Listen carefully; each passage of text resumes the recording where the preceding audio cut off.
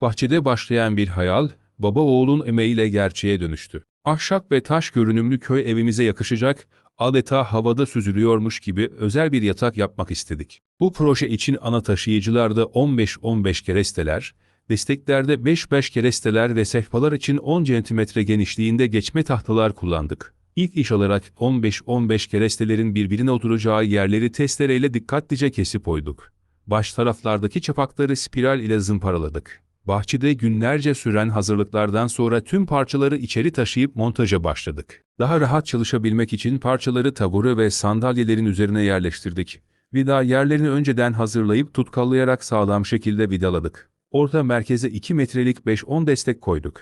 Yatak altı çıtalarını tek tek ölçüp yerine denedik.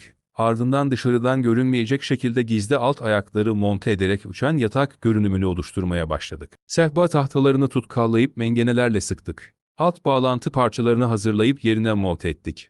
Daha sonra yatağın başlığını hafif açılı şekilde takarak daha modern ve rahat bir görünüm kazandırdık. Sehpaların iki yanındaki 15-15 direklere prizler için delikler açtık. Üstlerine ise doğal ağaç dallarından lambalar yaptık. Tüm sistemi tekrar ince ince zımparaladıktan sonra boyama aşamasına geçtik. Önce bir kat su bazlı boya, ardından koruma için su bazlı vernik uyguladık. Elektrik tesisatını tamamen kendimiz yaptık. Sehpaların iki başına prizler yerleştirdik.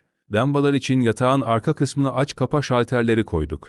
Yatağın alt yanlarına ve ön kısmına ışık döşedik.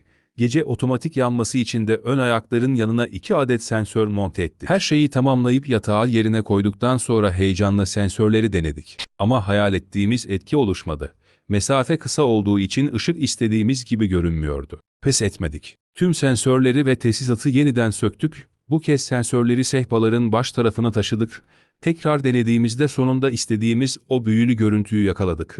LED'ler tam hayal ettiğimiz gibi yanıyordu. Son testleri de yaptıktan sonra geri çekilip eserimize baktık. Birbirimizi gururla tebrik ettik. Çünkü ortaya gerçekten muhteşem bir yatak çıkmıştı. Ve en güzel tarafı şuydu: biz ne marangozduk ne de ustaydık. Sadece hayal kuran bir baba oğulduk.